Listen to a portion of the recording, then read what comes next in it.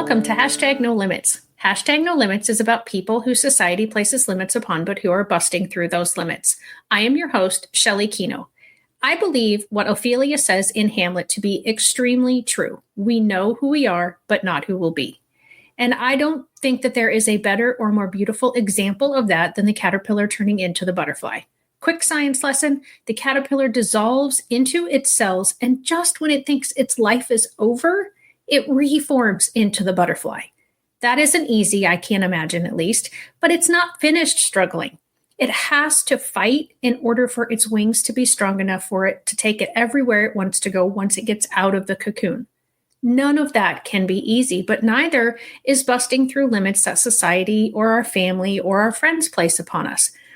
And so today I have Beth with us, and she is going to share about some of the things that she deals with, but she is also going to share with us about the wonderful limits that have been busted through in her lifetime.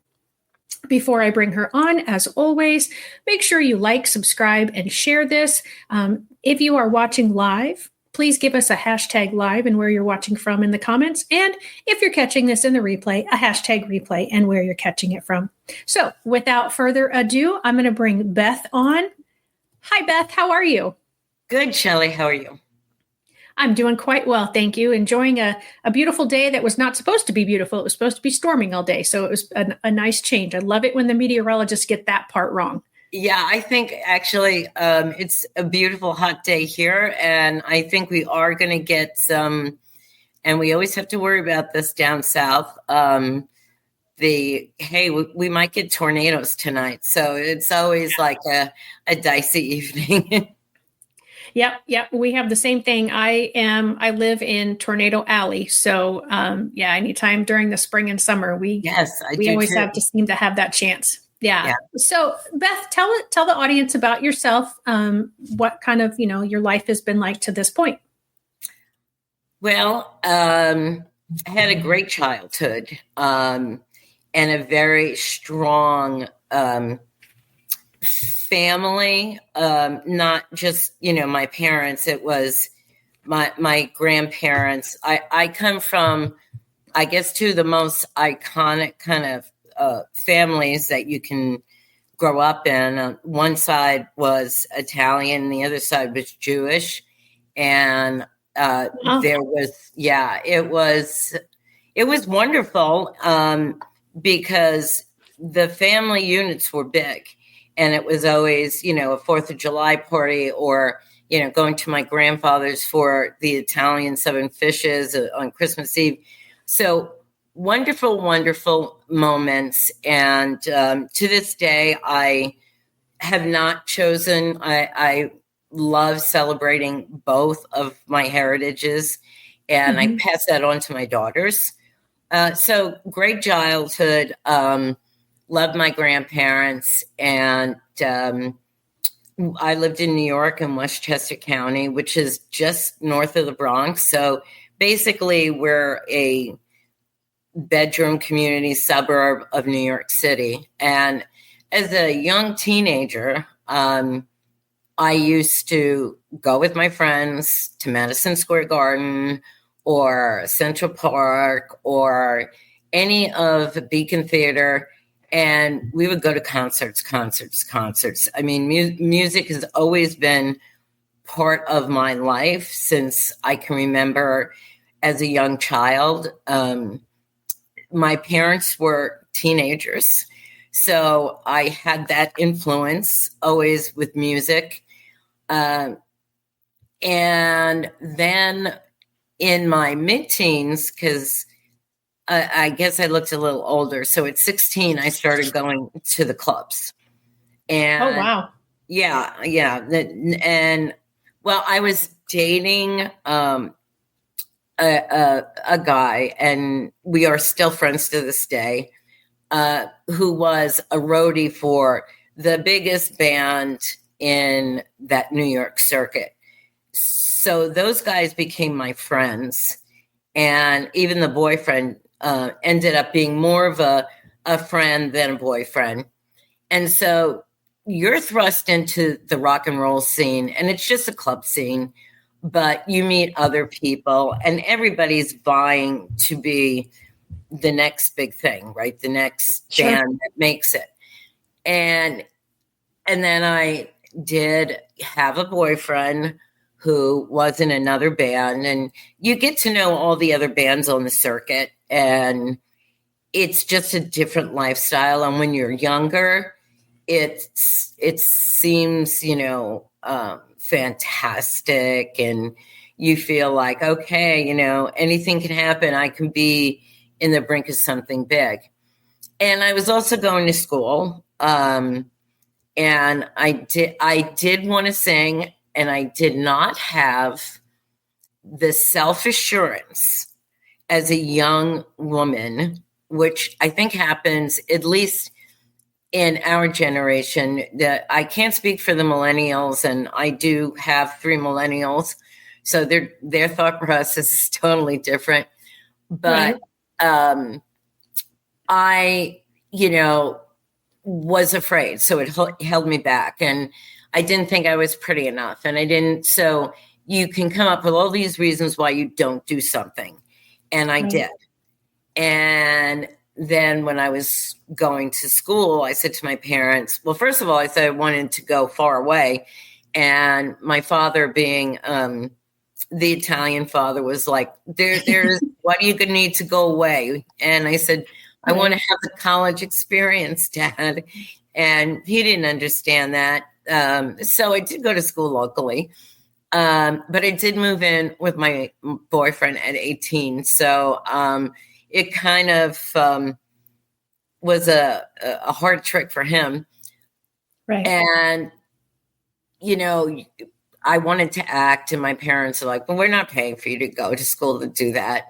So when you're in that band circuit, there's always people who say you take the straight route, which is doing something that, like going to school and learning a profession, which I did. And, it was business administration. And, people look at you and they call you a sellout, but you're still hanging out with everybody. And it's like, no, I'm not a sellout, but I do need to make money. Right. Because your boyfriend's not making a lot of money playing in clubs. They get paid in cash. And, I have friends from that era who, none of them paid into Social Security, so they can't collect. Because it was a different way.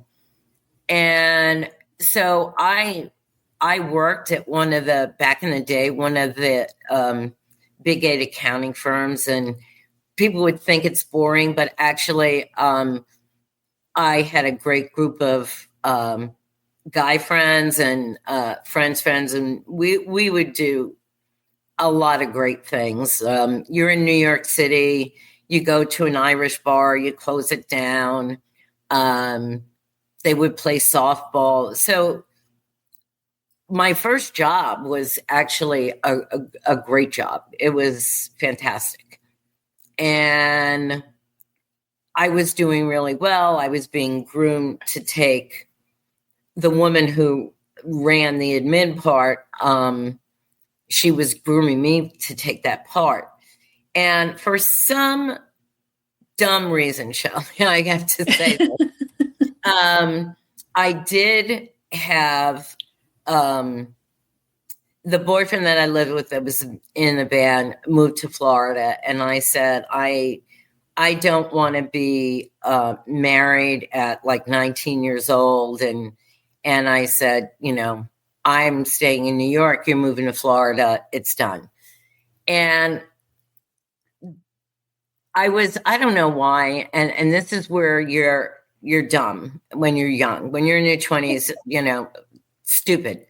I started dating somebody. I did not want to date him. And somehow I found myself in this relationship, and he turned out to be abusive. And I'm sorry. It was more psychological and verbal.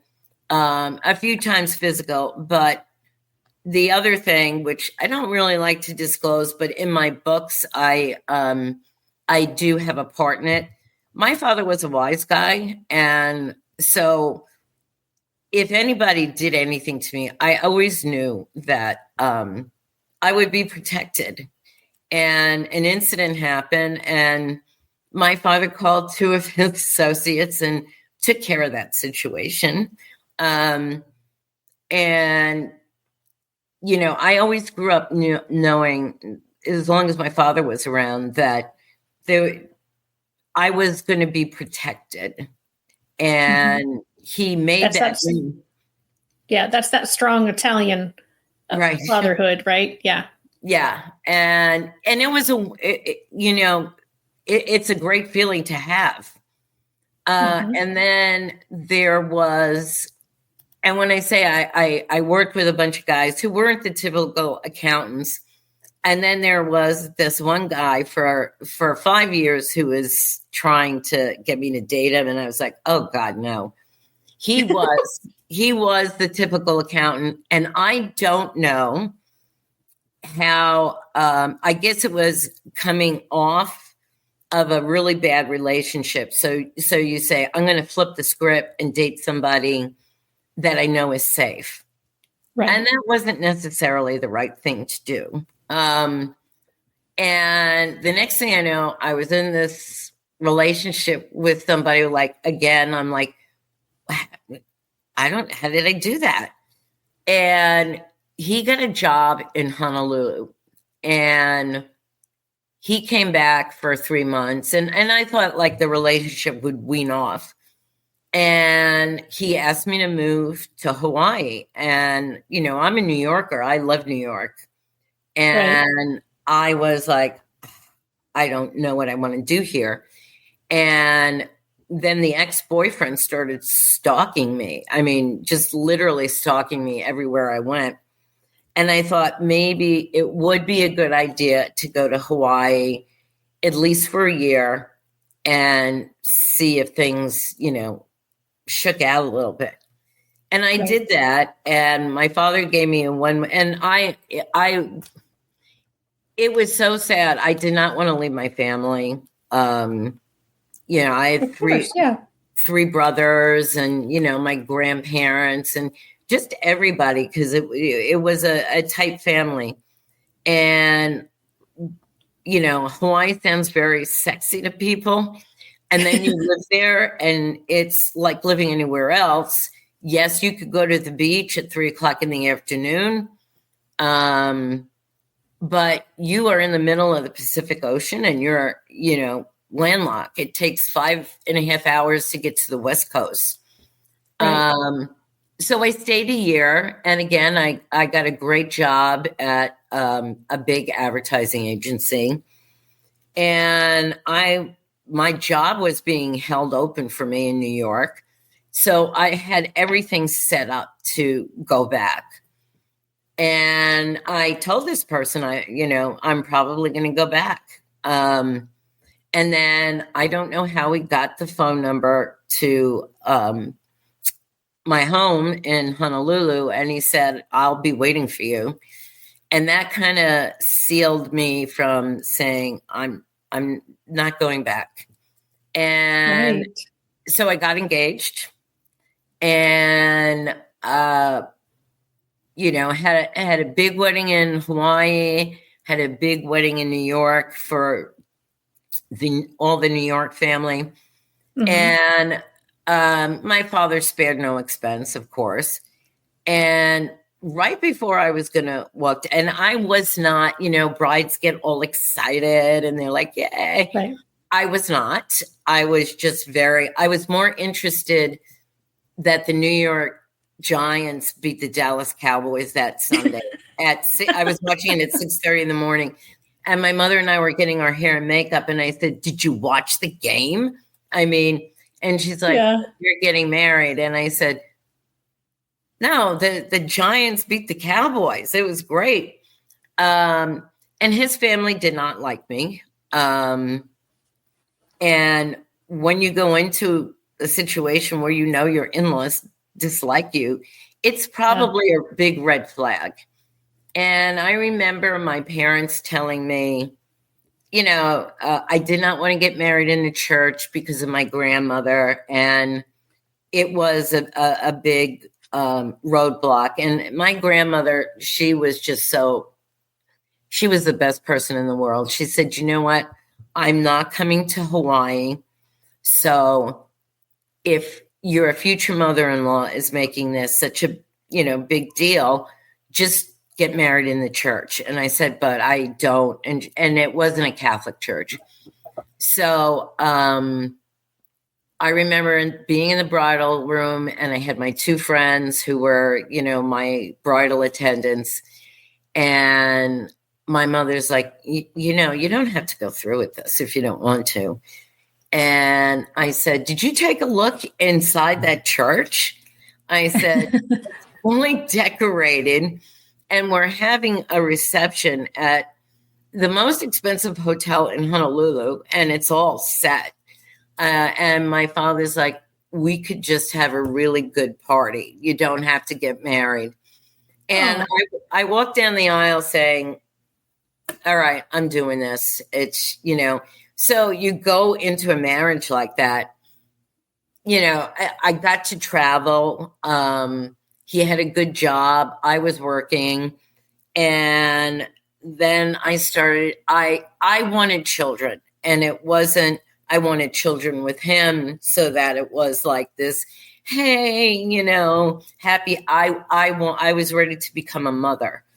And so in 5 years, I had three daughters. And wow.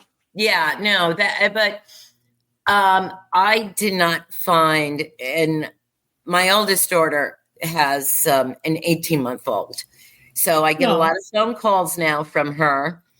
And I was never that mother I didn't feel stressed out. It was something I wanted. So it was a choice I made to become a mother. And when you make that choice, I believe, and maybe not everybody else does, that once you have a child, your life no longer belongs to you in the same sense. And I had three pretty much. And after the third one, I said, yeah, no more. I'm not doing this anymore. I was living a life. It was very privileged. And my children went to the best preschool. They went to the school that everybody wanted to get their kids into, and very involved. But the whole time, Shelley, I was like, I don't belong here. I don't belong in Hawaii. I'm a New York girl, and I would spend the summers. My parents moved to Orlando, and I would get on an airplane with my three girls. It could be babies, toddlers, whatever it was. Put them on a plane, and we would fly to Orlando and spend the summer there. So my kids got a lot of Disney in them at that time. And as I started getting older, and I was very involved in schools, and my creative side that I stifled for years, right? I didn't sing, I didn't act, I didn't do those things. So my creative side came out, and I had the best Christmas parties in Honolulu, and everybody wanted to be invited to it. Because I got very creative. It was themed. I did the black tie auction things for a school.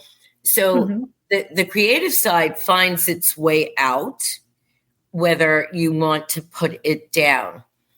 And I would say that there came a point, and my girlfriend and I were going to start, and we did actually start a trunk business, and it was clothes for women who were, in their late 30s, 40s, that, hey, you don't have to dress matronly. You can dress in stylish clothes and, be in your 40s. And being once that I turned, I think it was more 39 going into being 40. I would walk Diamond Head with my girlfriend, and I said to her, I can't do this anymore. And I said, I can't stay here.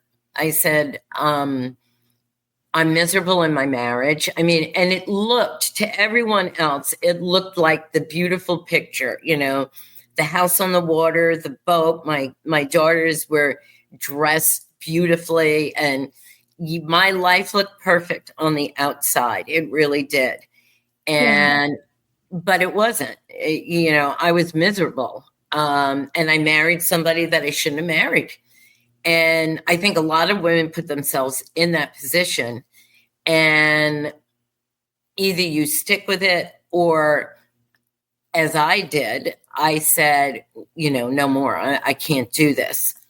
And it was a very contentious divorce. It was horrible going through it. And all I was waiting, I would go to court and he would say, okay, she can go to New York, because it's very hard to take your children out of a state that they were born in, because they were all born there. And I said, no, I'm going to New York. And I had to wait for a judge to allow me to do that. And I did get that, but I still wasn't divorced. So, but the biggest hurdle was for me to get back home. And I did. And I was a single mother, and it was my choice. So I didn't think it was my desire to have a divorce, which she did not want. And that was the contentious part of it. Sure. And I think he thought I would leave without my children, and that was never going to happen. And then we went to New York, and I bought my first house all by myself, and my first car all by myself. And I got a job at IBM, and I had a fantastic job there. So I was doing very well with a very good child support. In Hawaii, ladies don't get alimony. They get a very small amount of alimony, but I was lucky to get good child support. And so that was a difficult time, but at the same time, and I say this to women all the time, when you reach your 40s, you know who you are. It's like the veil is lifted, and you're like, okay, I know who I am. I know what I want to do. And it might be rough, but I am going to do me. I'm going to do that because I know who I am. I know I can do this. And I had a lot of women, friends from Hawaii, who were just like, what are you doing? You know, why would you do this? You have the perfect life. And I said, you think I have the perfect life, but I don't. And and I had a friend who said to me, you make all of us now have to think about our relationships. And I said, that's on you. I said, you know, if you're not happy, and my best friend, we went through divorces together. And when we would go to the kids' school, it was like we wore the scarlet letter. Nobody wanted to talk to us anymore because we well, you know, our husbands were very well known. They did a lot for the school, and it was like they didn't understand it. And and I didn't need to have people approve. I had many phone calls of asking me to withdraw it, and I said, no, I'm not. And then, you know, being a single mother, and at least I raised my daughters to a certain point where I felt that I could be the single mother that went to work, but I still went to, you know, the soccer games, the basketball games, and there's a sense of freedom, even though, and when my divorce became final, I was just like, I didn't hate him anymore.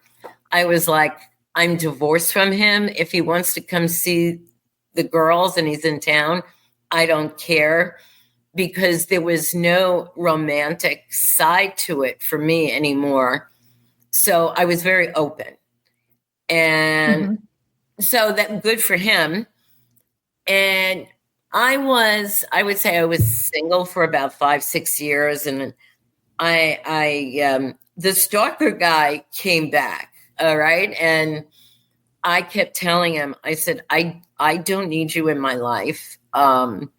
I said, I'm doing very well by myself, and I'm not going to support you, because I think that's what he wanted. And, Gotcha.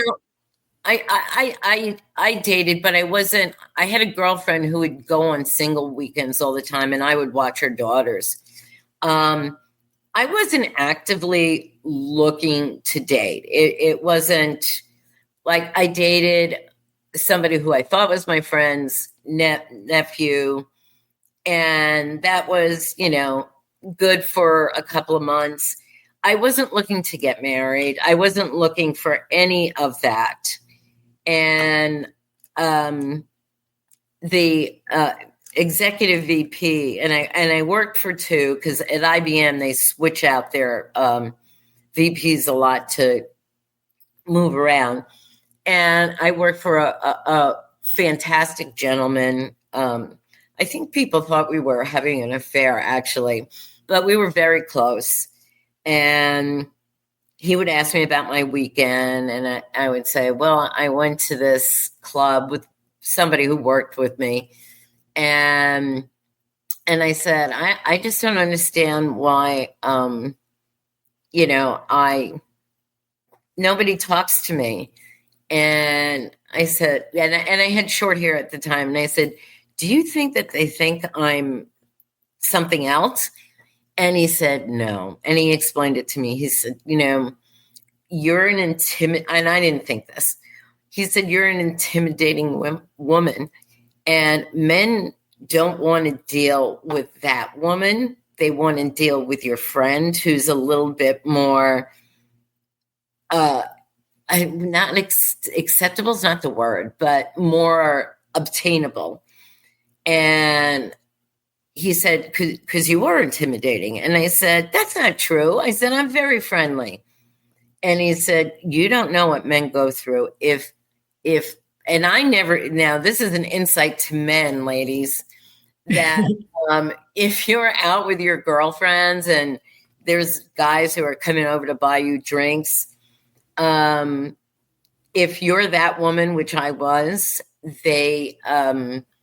he said, if a guy asks you out and you turn him down, he said, we lived with that for weeks, that we got turned down. And I said, oh, no. Yes, we do. And I thought that was pretty enlightening. And I said, wow. I said, just because you say no doesn't mean it's really no. Maybe it could be yes. I don't know. So he got me at the time. This was big. He put me on Match.com. And oh, wow. Yeah. He was like, I'm gonna get you a subscription to Match.com. And I think for the first year, it would come into my inbox and I would delete them. I just would I'm not interested. I didn't believe in online dating at all. And he left, and I was working for a woman executive vice president, and we had a phenomenal relationship. I would have to say, the people in my life that I had the best work situations was always with women who mentored me to make me better. And it's just, I don't know why that is, but for me, that was the case. And we were very close. And one day she looked over my shoulder and she said, what is all this Match.com stuff? And I said, Michael, bought this for me. I said, I just delete them every day. And she said, well, open it up. I want to see the guy of the day. And I opened it up, and it was a picture of my husband. And I said, oh, I said, okay. I said, he's not bad. And she was like, she would go to meetings, go to her office and say, did you ding him yet? Did you ding him? I said, no, I don't know if I want to do it. I don't know if I want to do it. I said, I just don't believe in this online dating. And I did it at 5:00 because she was just hammering me. And started to talk. And I think it was like 2.5 months before we actually met. He wanted a picture of me because I guess he had bad experiences of women putting pictures and then they were totally different in appearance. Mm-hmm. And I said, look, guy, I wear a 0 to 2 and I don't feel I need to give you a picture. And so I finally did. And we met and, it started off being a nice relationship. My daughters, who always said to me, we want you to meet somebody and be happy. But when it happened, they were not happy. They were not happy with a man intruding into a female PMS home because there was 4 kind of us. Surprised he was willing to do that. That's a treacherous situation to step into. Right, exactly. And he had children, and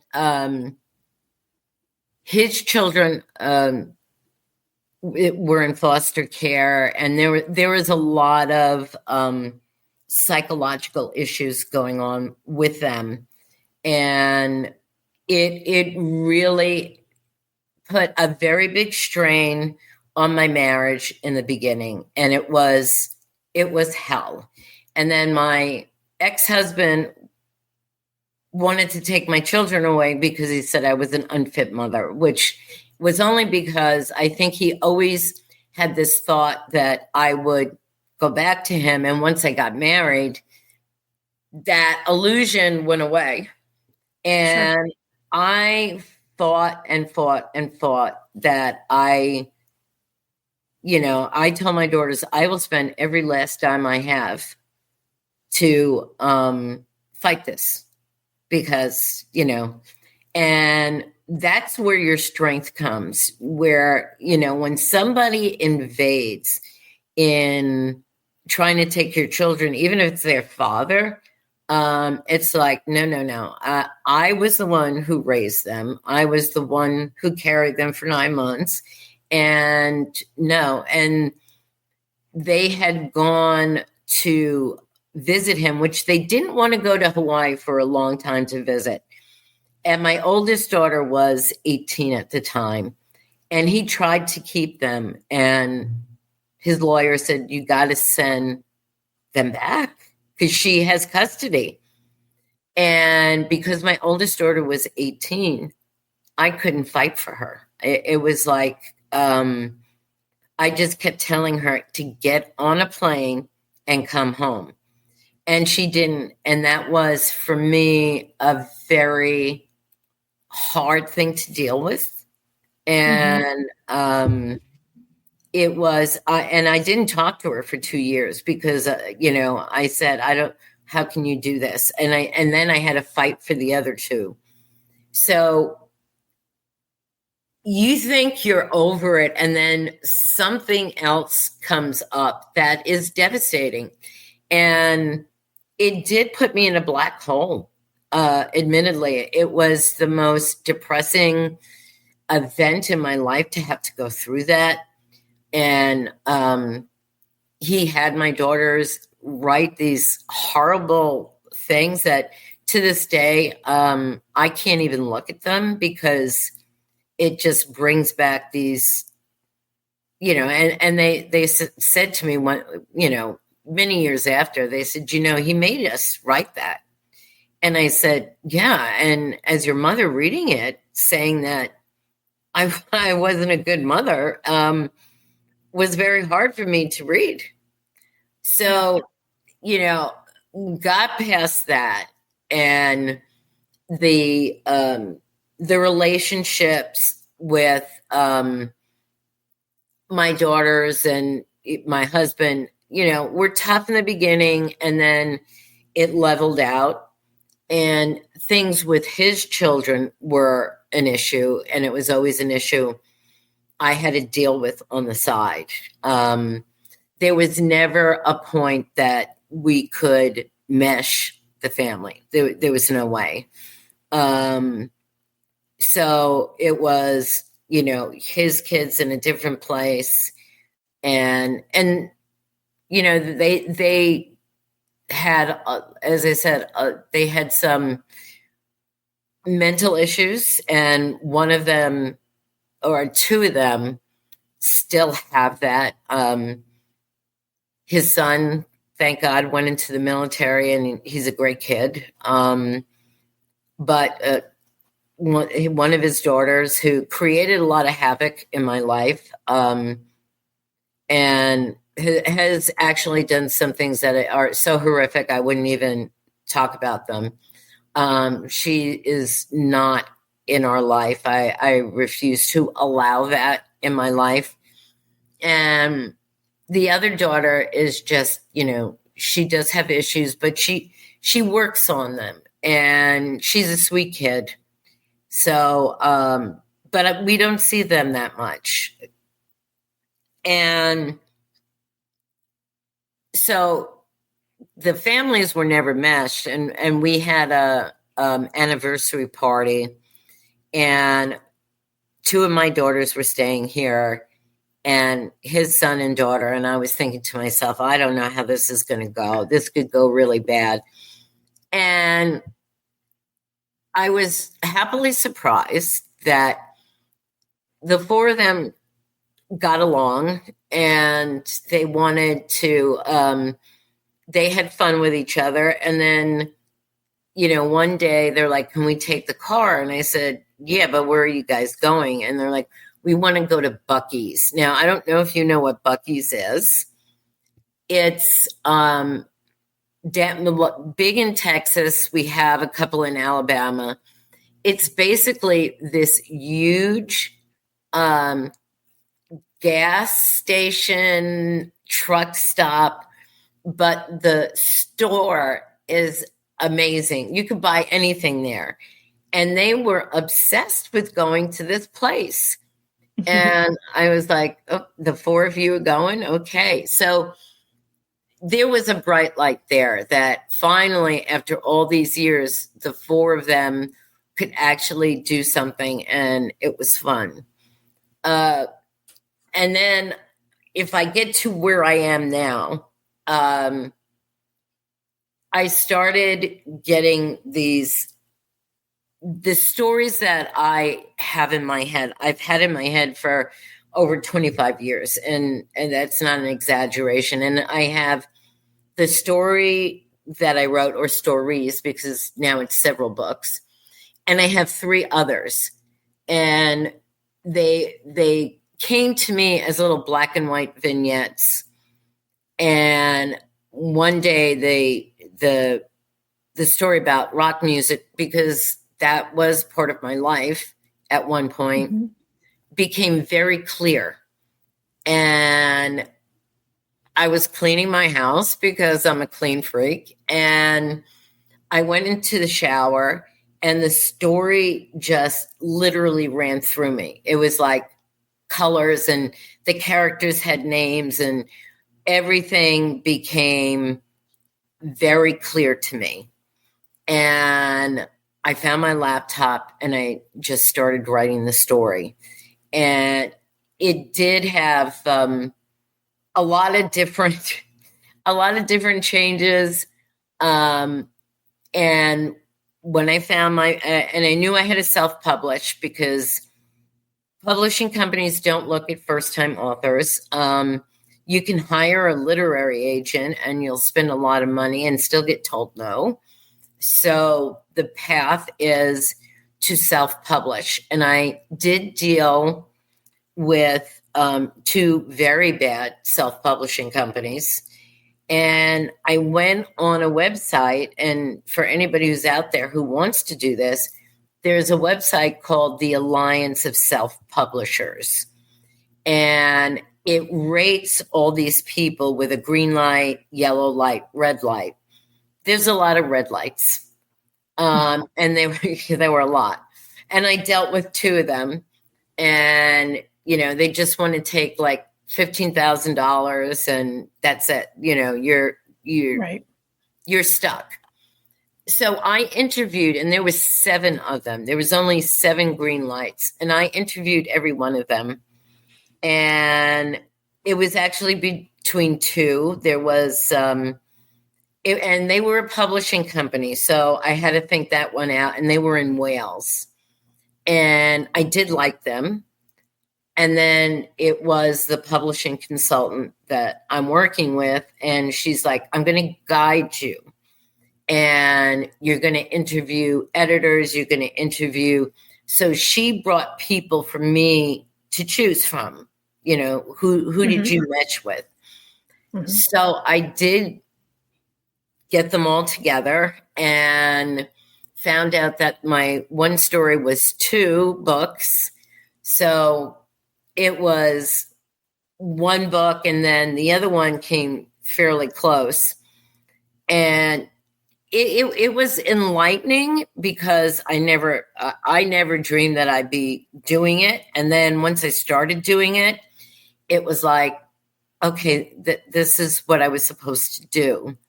And I'm happy for it.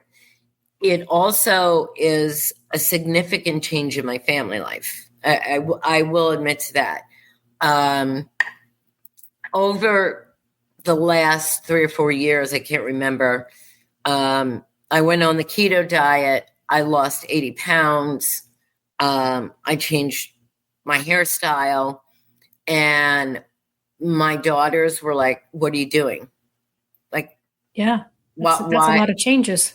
Right. Mom, what's going on in your head? And I said, I'm writing these books, and I said, I do want to be famous. I do want the stories to be out there, and I have 3 others. And I said, I'm not doing this to say I'm a published author. I'm doing it because I want them to be big. Do I think that my series would be perfect to be put on as a TV show? Absolutely. So they're like, you're going down this path, and we don't know if we don't want our life out there like you do. And I said, well, you don't need to be. So I scrubbed all my social media so that there's no pictures of my daughters or any, my granddaughter. My daughter's like, don't put up pictures of, mm-hmm. And I respect that. I do respect that they don't want to be in whatever mom's doing right now.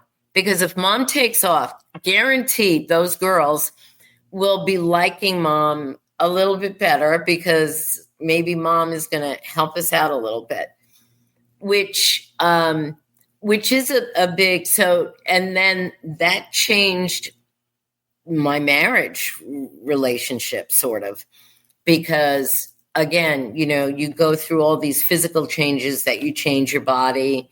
And, I've been very frank with my family that I probably will get a facelift and, do things to make myself appear. And they just don't understand it. And it's okay if they don't understand it.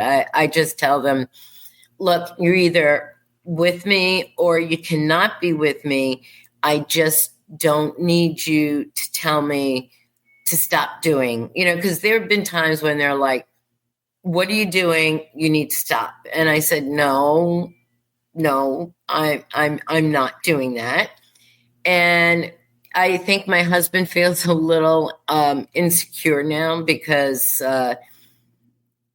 there's shows that you go to, and there have been times when I've gone by myself, and I do have a best friend who will pick up. And I did Portland, and two of my daughters live in Portland, Oregon, and that's where my granddaughter is.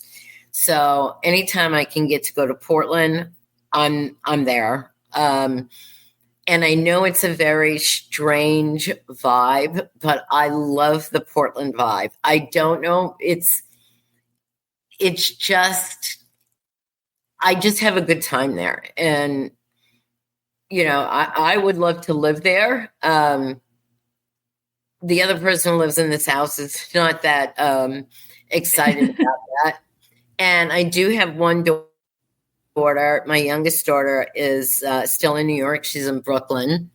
So I did the Brooklyn Book Festival. I did a bunch of book festivals, and my girlfriend was like, on her own dime, flew in, stayed at a hotel, and was there for me. And I'm trying to get into what is probably better for me. There are these romance conventions, and trust me, there are a lot of them, and there's like 1,000 to 2,000, depending on the convention, that go, and that's my audience. So yeah, now that you've gotten to that point, so let's talk about sure. The types of books, the types of stories. I think it's kind of been insinuated, but I don't think this is a truthful insinuation, that these books are based from your life. They're fictional books, right? They're not nonfiction. They are fictional, but I will say, and I tell people this, that the main female character is a lot like me. There are events that happened to me. There are things that were said to me. And it's a very weird situation now that when I'm writing, and I'm editing book 3, right? And I have other books written already, that when I'm behind the computer and I'm writing her, she has my characteristics. She is me in a sense. And there are true parts of my life that I put in there. And I always tell people, if you want to know what is true, read my books, and you can send me a message on social media, on my website. And I don't have an issue with telling somebody what is true and what's not true.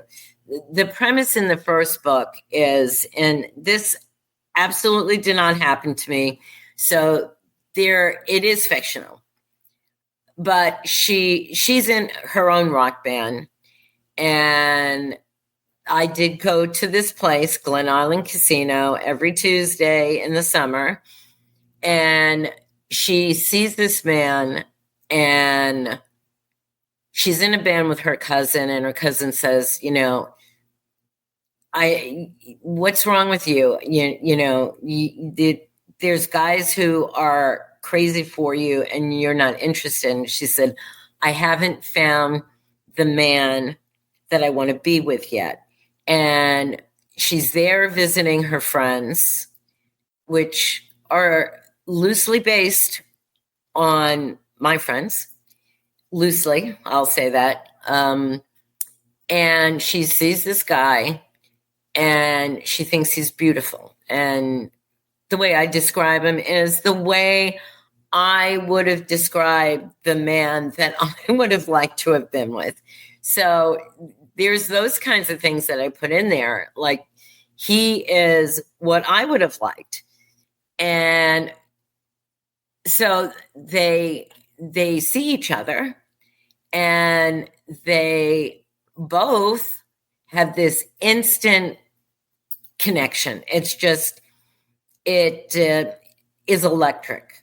And she takes him home that first night, ooh, that's what we did back then. And they fall in love like immediately. And so that did not happen to me, obviously. That did not happen to me. Right. Maybe wishful thinking on my part, but it did not happen to me. So it is fiction. And as I said, I do pepper it with things in my life, things that were said to me, things that I did. And I'm always happy to tell people that. And the background of the female character, her father is very wealthy and he owns construction and construction, building, all that. And they're very wealthy. But he also has other businesses that you don't talk about. Yeah. And I think whenever anybody is writing, whether we do it intentionally or unintentionally, parts of our own life and experiences make their way into the book, because I just imagine, that's just how it works. And like I said, I think for some people it's unintentional, but I don't know. Maybe that's just me, because my book is all, it's like 10 little mini biographies. And one of them is mine, but I feel like experiences are going to play into a book, whether it's truly a fiction or a nonfiction book. And so I appreciate that you have the two books, and you have generously offered for one of the viewers of this episode to win a copy, either an ebook copy or a paperback copy of either Playing Hard or Playing High, book 1 or book 2 of the Perfection Saga series. And the way that people can do that and enter into that is you can like this episode either on Facebook or on YouTube, share it on Facebook or YouTube, and then in either the thread on Facebook or YouTube, put in #NoLimits so that I know that you are interested in winning this copy of this book. And then I usually go till the Sunday from when the episode is aired. So this Sunday would be, and I do this all the time, I forget to check what the actual date would be. I think it will be the 25th of May, 25th of May, 25. And so if you're interested in receiving a copy of her book, be sure to do those three things: like it, share it, and put #NoLimits in one of the comment areas, either on YouTube or Facebook. And then I'll draw a name out next Monday so that everybody has a chance to put their information in on Sunday. And one of the things, just really quickly, that I wanted to bring up is you have written this series later on in life while dealing with lupus, PTSD, yes, and anxiety. Yes. Any one of those things is probably difficult enough. Really quickly, because we only have about 5 or 6 minutes left in the episode. I think most people understand, in general, PTSD and anxiety, but I don't feel that a lot of people have a knowledge of what lupus is. Would you describe what it is and how it affects you specifically? There's two different forms, and there's one form that centers on like your kidneys, your liver, your internal organs. I do not have that. I have musculoskeletal, and I have Raynaud's, I have fibromyalgia, I have RA. What lupus is doing to me is attacking my joints, my hands. I have very poor motor skills on my hands. I always have scissors or workarounds. I don't use buttons. I try not to let it debilitate me, but there are times when, like sitting in a car, I need to get out after 2.5 hours. Otherwise, my hips get, so it keeps you from kind of doing things. but I do take really good medication, and it's all neuropathy. It's all your nerves. It's your joints. And I'm lucky that not lucky to have lupus. A doctor one time told me lupus is the garbage can of autoimmune diseases because it's all of them together. And sometimes one takes over more than the other one. Is it the fibro? Is it the rheumatoid arthritis? So is it the scleroderma on your hands? So, and I have never gotten out of, what do they say? When you don't have it, and you Remission. Remission. Thank you. I couldn't think of the word.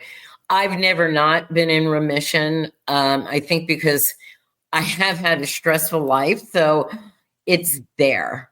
But if you are on the mindset that I am not going to let this disease, which a lot of people don't understand, and like I said, there's two forms, like Nick Cannon and I think Selena Gomez have lupus, but it affects their kidneys. And I just did a blood panel. I go every other month. They take all this blood, and my kidney functions, everything's good. So for me, it's my body hurting. I will say that the one thing that does help, I work out every day for either 40 or 90 minutes. So it does help a little bit with, sticking, whatever. For some people, it can hold you back. I didn't know what was wrong with me for years, and I kept taking the test. And I remember I did a blood panel, and I went to my rheumatologist, and I said, "Oh boy, they found something."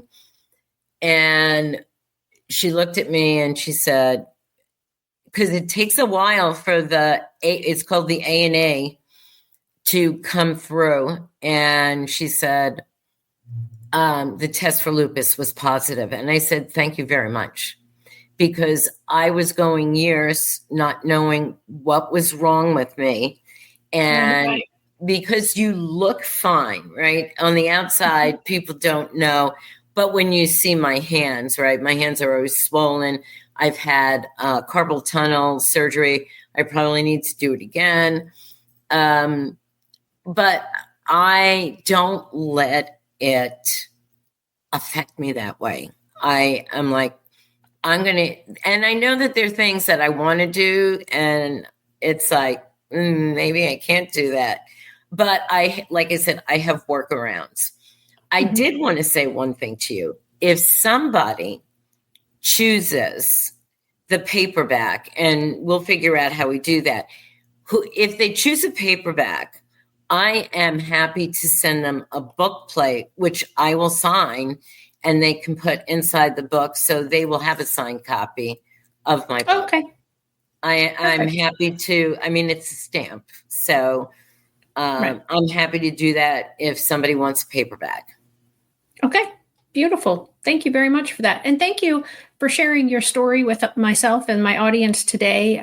You have a very long and sordid kind of a history. There was a lot of bumps and twists and turns, and I appreciate you being willing to share that with me today. So guys, if you're interested, again, let me put up the how to win the book, or a chance at winning the book is you subscribe to the YouTube channel, share the episode on YouTube or Facebook, and then comment #NoLimits either in the comment thread on Facebook or YouTube. And then that will go through Sunday, May 25th, and on Monday, May 26th, then I will draw from the names who have fulfilled all three requirements. And Beth, it's been a pleasure to have you today. I thank you again so much. And to everybody else, make sure that you like and subscribe so that you don't miss an episode. And remember, we know who we are, but not who we will be. Thanks, everybody. Have a great week. Bye, Shelley. Bye-bye. Hey, parents and teachers, are you tired of IEP meetings that feel like a battle? Let's put an end to the tension and create a collaborative, calm, and respectful environment together. Shelley Kino, your go-to IEP consultant, can transform your meetings into positive and productive experiences. With Shelley Kino, your child is her top priority, your voice is heard, and you become confident. Shelley Kino is making the world better for all, one IEP at a time. Visit www.shelleykino.com for more information and set up your free 20-minute consultation today. That's shelleykino.com, SHELLEYKENOW.